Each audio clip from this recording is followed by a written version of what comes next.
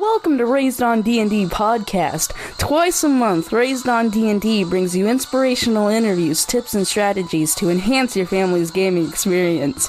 Your host for Raised on D&D has been a game master for 30 years and father to 3 gamers. Here is Nick Cardarelli. Welcome back, gamers. I'm your host, Nick Cardarelli, and this is Raised on D&D. My next guest is from Madison, Wisconsin. He's worked at Raven Software for the past 24 years, making games such as Jedi Outcast and Jedi Academy, Star Trek Voyager Elite Force, Hexen 2, Heretic 2, X-Men Legends, Wolverine, Wolfenstein, Quake 4, Singularity, and most recently was the lead game designer on Call of Duty Warzone. He currently is working at Zenimax Online Studios as a lead designer on an unannounced project. Please welcome Michael Gummelt. Hi, Mike. Hi. Thank you. Thanks for being on the show. Mike, we're talking about tabletop role-playing games today, and I know that you are an amazing, talented video game designer, and we're going to talk a little bit about that. But can you take us back to your first experience with tabletop role-playing games or Dungeons and Dragons?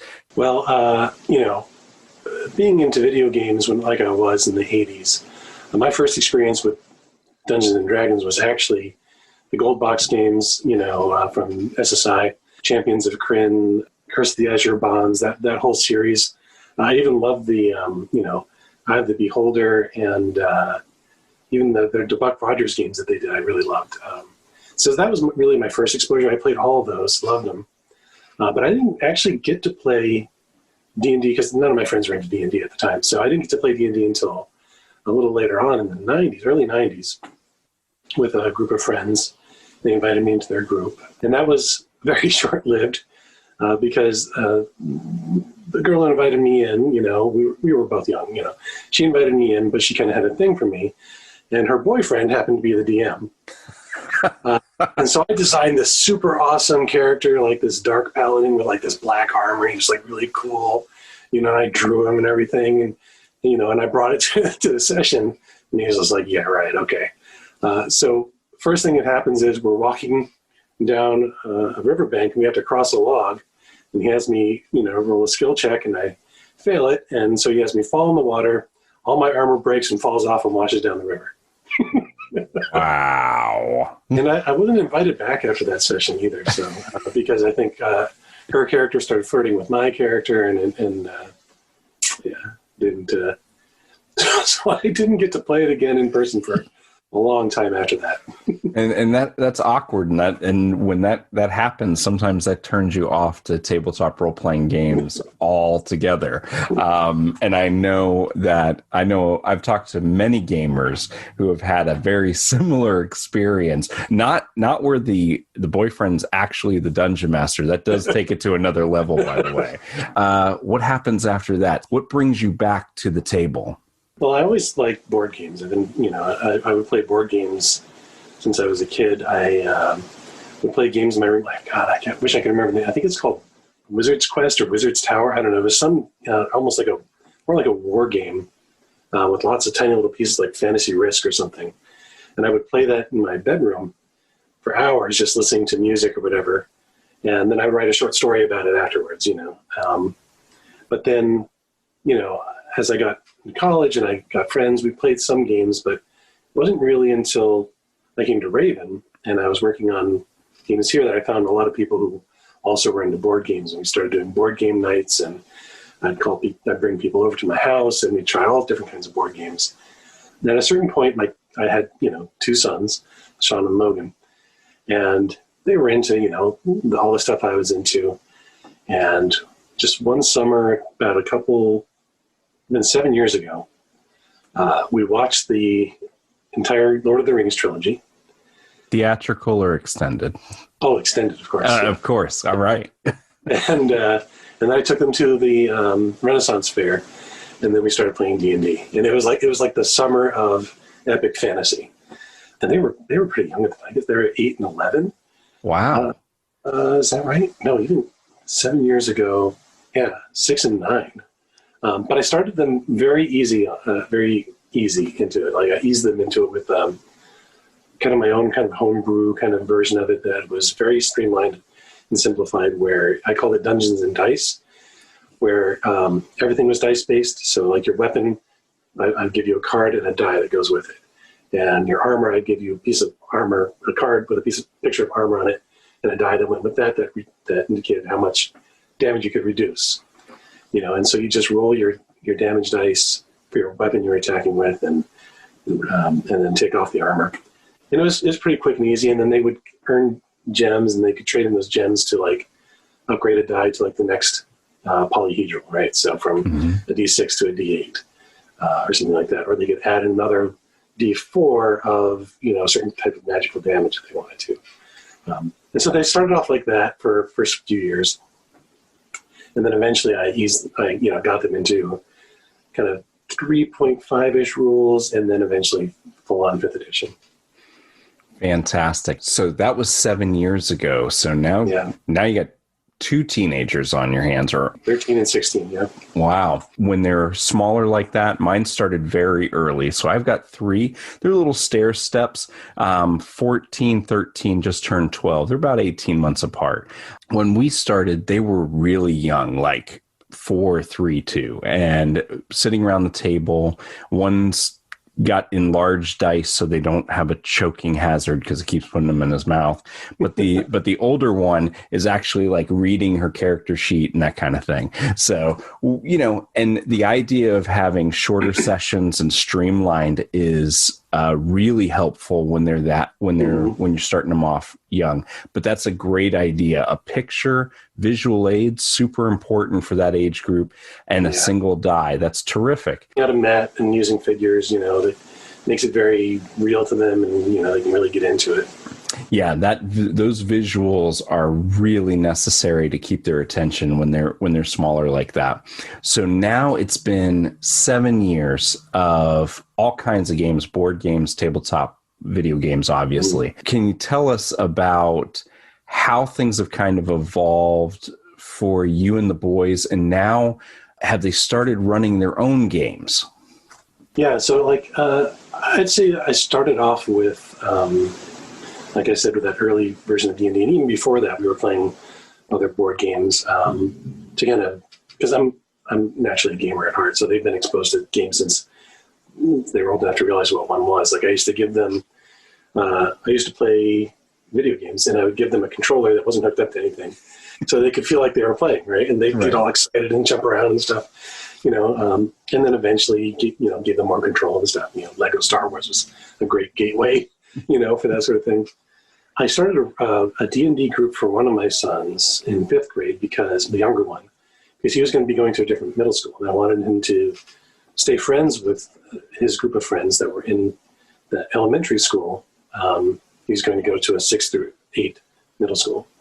I wanted him to stay friends with them because he'd meet them up again in 9th grade. And, he's a little shy. He wasn't like the best at making friends, just his personality. So I wanted to have that connection. So I started a group for him and his 3 friends. And that's the one I started that was simple. I started off again with like the dice and dungeons kind of thing. Then quickly moved on to kind of a Pathfinder 3.5-esque kind of D&D. And so actually the world that they live in, because they started off the first 4 levels of their adventure was in Pathfinder. Their world is kind of like this weird split of like this half of the continent is Pathfinder, this half is Faerun, Toriel. And so it's like this weird mashup, which we explained through a time travel adventure they had or whatever. So, because when they came back from that time travel adventure, they changed the past, and now that everything was 5th edition rules. So that's how we switched over to 5th edition rules.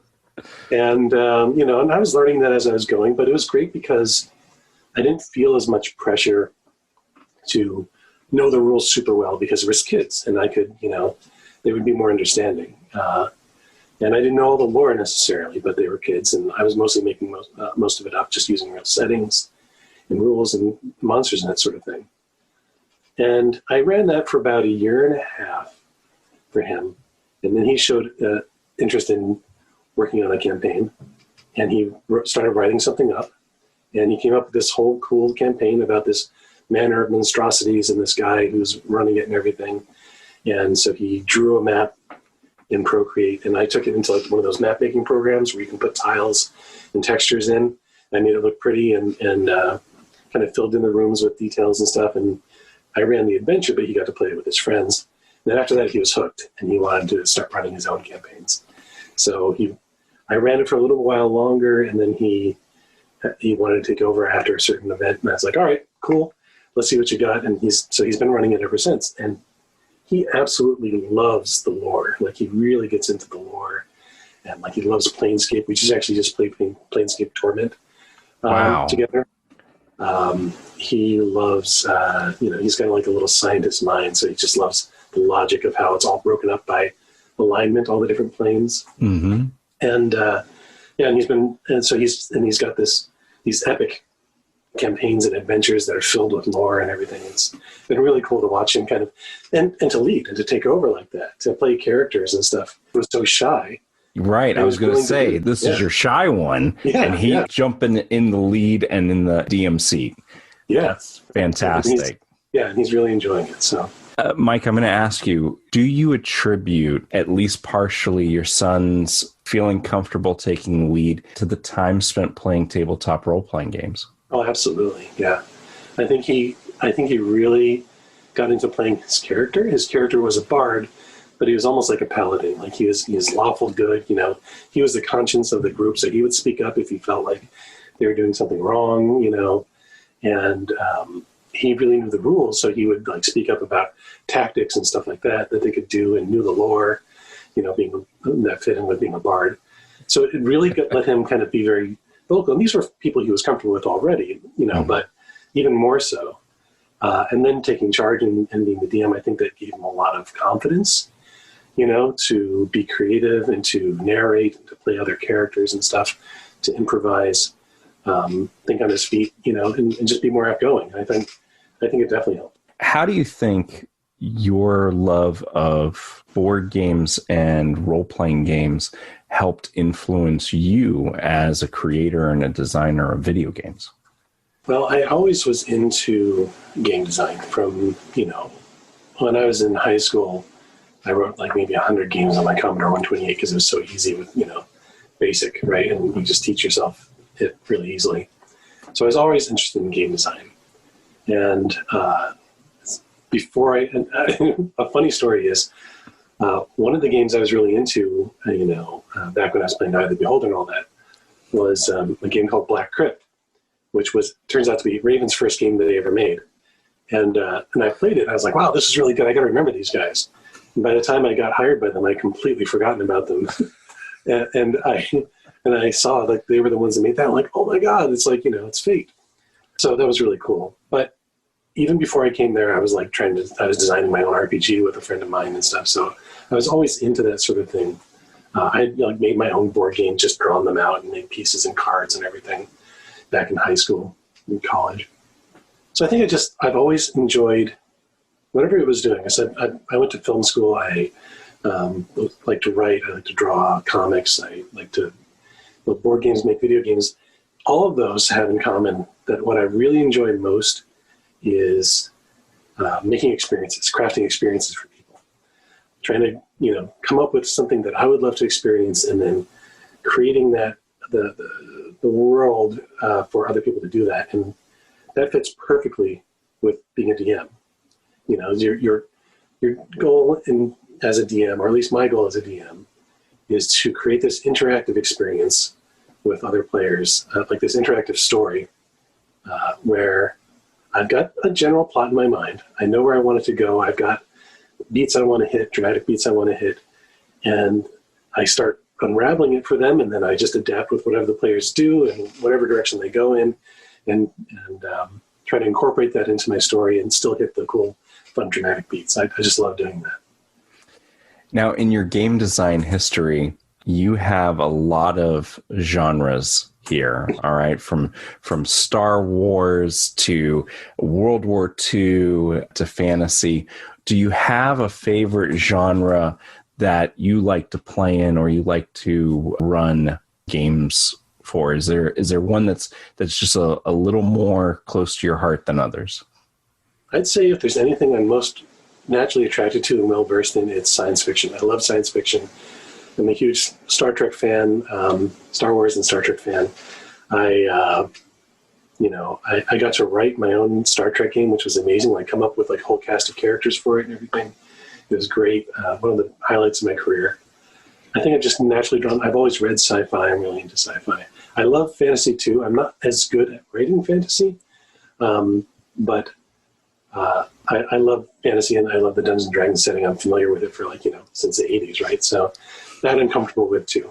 But if I were to pick one, it'd probably have to be science fiction. Now, I know that you've run the family on Pathfinder and D&D. Have you guys ever tried out a sci-fi tabletop RPG before? Not yet. I had always been interested in, what was the one in the 80s?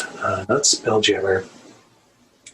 There was a Star Legion or Alien Legion? I might be getting confused with comic books, but there was one in the 80s I always wanted to try, but I never got around to it. We looked at Torg once, which was just huge. It was just like everything you could possibly imagine packed into one. We could never get that off the ground. What I'm actually playing with a group of friends, adult friends, is the Alien RPG. We just started playing that. Free League wow. Alien RPG. That's pretty awesome. We're having a great time with that. But that's more kind of sci-fi horror kind of thing. So that is one I'm playing right now. I probably wouldn't play that with my kids because they haven't even seen those movies. But eventually I would love to do kind of like a sci-fi adventure kind of. Mike, what advice do you have for those parents to help the kids get around the table, bring the family together, put down the devices, turn off the Xbox and the PlayStation, and start rolling dice together? So that's a good one, because my older son, he played on and off with us. And then once he saw the younger son's group going, he wanted to start a group too. So I started his group maybe 2 years ago, year and a half ago, probably 2 years ago now, with some of his friends. And a lot of them were the older siblings of the other group. But they were like 2 or 3 years older. They were full-on teenagers and, like you said, attached to their phones and a little more, ironically, a little more immature. And for a while, a little bit more chaotic neutral than lawful good, like the younger ones. And I found what worked for them was just going with it, just going with whatever they want, because they were really using it as like an outlet to just do kind of crazy stuff. And if they wanted to do, the other group was all homebrew. It's all the stories are all original. We're not running a module or anything. But for them, I wanted to try running an actual thing. So I did Lost Mine of Phandelver, right, which is the starter set, intro thing. And I wanted to try running like a real, module and see how it goes. And so, they get to Phandalin, which is the first town, and then they spend like a month there trying to take over the town. And so I had to invent like this whole thing I never planned to do, like this whole thing where the Burgermeister or whatever was crooked, and he was embezzling and all this other stuff, and they discovered it, and there is, and the captain of the guard and the Burgermeister's wife were conspiring to like overthrow him and everything. And in addition to all the stuff with there's nearby, what do they call the Red Guard or the bandits that were working for the orcs or whatever. And then they do eventually get to, the Lost Mine, and then they spend a whole bunch of time enchanting things. But I just kind of let them kind of do what they wanted to do, and I didn't try to, correct them and guide them. The only time I would correct them is, or if I would say, ask them to put the phone down, because, they'd spend the first 20 minutes sharing memes and talking to each other and showing people videos and stuff.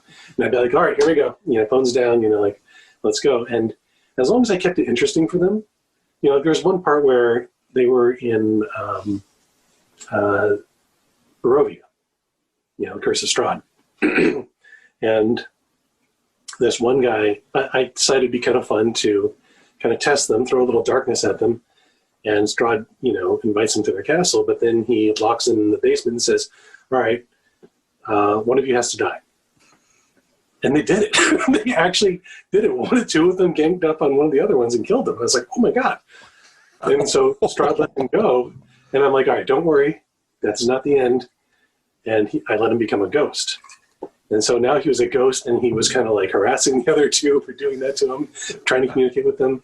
And so he possessed one of the NPCs in the game. What's his name? Piddlewink, or I can't remember his name. But he's just like this big, strong, kind of not too smart a guy in the game. And so I let him possess him. And so he's like been driving him around as a ghost for like the rest of the Strahd campaign. And he's really enjoying it. We even managed a way for him to like get his original body back, because it had been kind of revived, but without a memory and without much of a personality. But he's like, we'll hold on to that, but I kind of enjoying driving this guy around. So I just kind of let them run with it, and do what they want, and that engrossed them. You have to find what works, I guess, for whichever audience you're working with. They threw you some major curveballs. Yeah.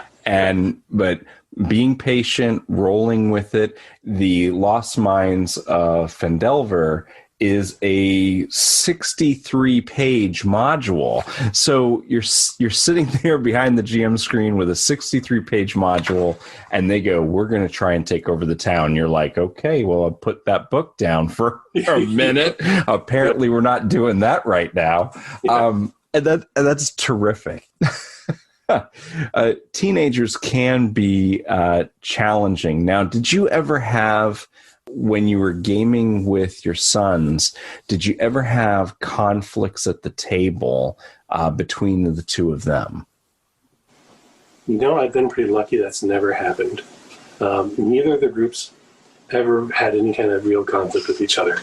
I'd say the older group, one of them, they felt like if they got to a body first and they looted it first, that they should get to keep whatever they looted instead of sharing it with the group.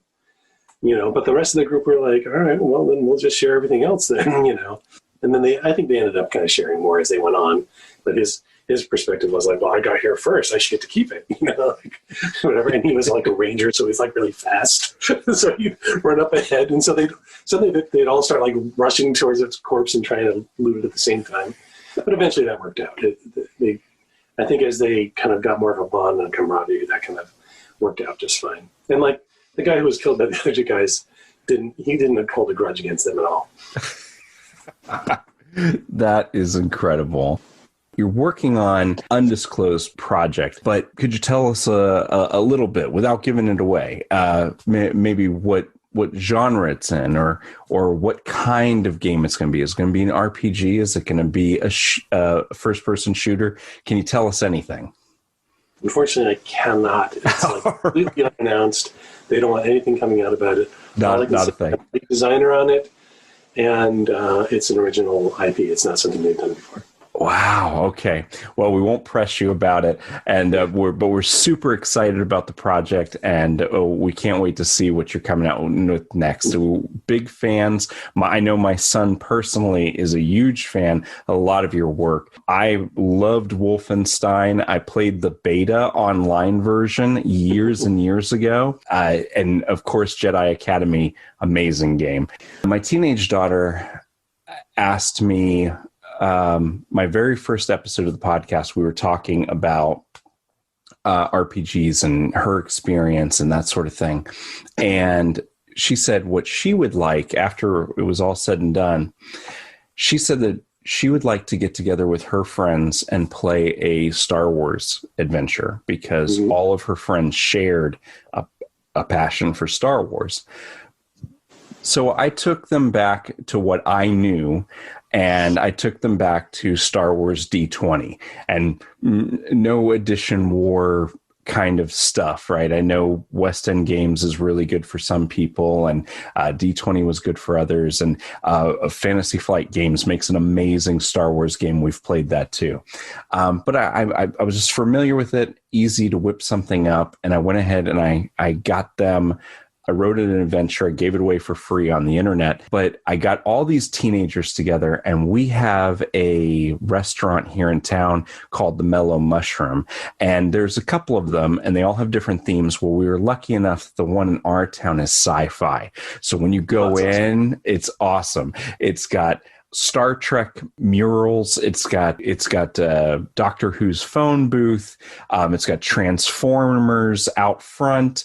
There's the Millennium Falcon booth, and it's designed with the tabletop, so it's like you're sitting. The table. Yes, the Star Wars chess table. So that's where we decided to do our teenagers Star Wars game night. They had so much fun, and of course did it up right. Maps, minis, the whole nine. And I even got one of the surprises in the adventure is, of course, a Jedi holocron. And I went ahead and was able to get one off of Etsy that lit up. And one of the reason I had to have the prop was because at the point in the adventure where they come upon it and they unlock the vault and all this stuff, I put it right in the center of the table, and I go, there it is. And the adventure is written to where whatever character reaches out and grabs it first, the surprise happens. So it goes from there. And I ended up running it online for family and friends out of town, and I ended up running it again in person. This is before the lockdowns, in person at a restaurant for a whole table of adults, because they saw what a great time the kids had, and people were like, hey, can you run that Star Wars game again? It ended up turning into a series, but I wanted to tell you. One of my favorite things about that story you just told, though, is how you got something physical and brought it in, because I like to do that for my group whenever possible. Like I got them all coin bags and spell books to put their spell cards in and everything. So they've got that in addition to their character sheets and dice and cards for all their inventory items and stuff. But one time I had them get a gift from this kind of all-powerful, kind of overseeing kind of guy named Anorak, who was kind of like trying to help them around out, but couldn't like directly help them. But it was a puzzle box. And so it was actually a puzzle box, and they had to like figure out how to open it. And so I had them each take a turn, like moving a piece on it and passing it to the next person. And so they passed it around the table that way until they finally got it open. And another time I had a guy, one of the guys, shackled. And he was a thief, and he was going to try to get out. And I handed him a pair of puzzle shackles. Like those metal puzzles, Yes. And I said, okay, when you solve this, you've gotten out of the shackles. And I knew that he was like the kind that would be a good sport about it and keep trying it. And so he did that. And another time they bought a board game or a game. And I whipped out this game called Push Fight, which is like this really kind of cool wooden game about pushing pieces around and moving them, trying to push them off the board. And I had them play that because it looks very kind of old school, kind of retro, wooden. It could have existed at the time, where I had them play Three Dragon Ante or something. And so I tried to incorporate real world props as much as possible into the story whenever I can. Or the time I brought them into the woods and had them travel down to this site where I knew there was this kind of big filled in pit, like water pit that was filled in, and that was the world wound. And I had them finish their storyline closing the world wound at that point, where they finally defeated this guy that they've been chasing for 14 months and stuff. So whenever I can, I try to bring that in. It's not always possible, but it's fun when I can, a real codex with a code on it, and they have to translate it or whatever. When you have something physical like that, how does that change the tempo of the game? I think it's just because it makes it a little bit more real. Right? You become more attached to it, more personally invested in it if you're holding that object in your hand, and you actually have to solve it with your own wits. And I do dice rolls too. I do skill rolls for sure. But when there's an opportunity for them to actually do something themselves, I actually have a lockpick set, right? And so I had the thief, a particularly difficult lock. I had him actually try to pick it, and I gave him some pointers and showed him how to do it. And then he sat there until he got it, and he really enjoyed that because that was a real experience, right? It wasn't just a die roll and imaginary, which is great too. But I gave him that little experience that he had picking a real lock. And then from then on, every time he picked a lock in the game, he could picture that, doing that, having to, like, what it might be like to pick that lock, or what it might be like to open up that puzzle box and try to figure things out, or solve riddles and that sort of things. I think it just helps get them a little bit deeper into it. And it's not really that difficult to do. All this stuff is just, like you said, it's either on Etsy or it's on Amazon. You just have to have the idea of like ordering it ahead of time, and and then it's easy. So I think it's a small investment for a big payoff for kids. Absolutely. So a lot of people like to think that there's like a conflict between tabletop games and video games. When you are confronted with that kind of thought, what do you usually say to people like that? They both can be time consuming, and you only have so much time.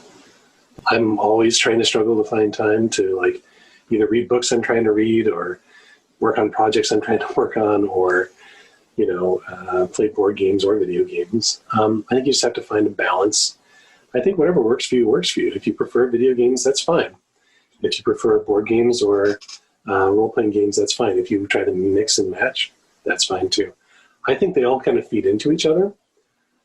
I think that as a game designer making video games, I totally learned a whole bunch of lessons from board games and even old school arcade games, because the rule set has to be streamlined to the point of efficiency. It has to be very efficient, because for board games, the players have to remember and enforce those rules themselves. So your rules have to be very clear and efficient. You can't have a lot of fat there. And in video games, there's a tendency,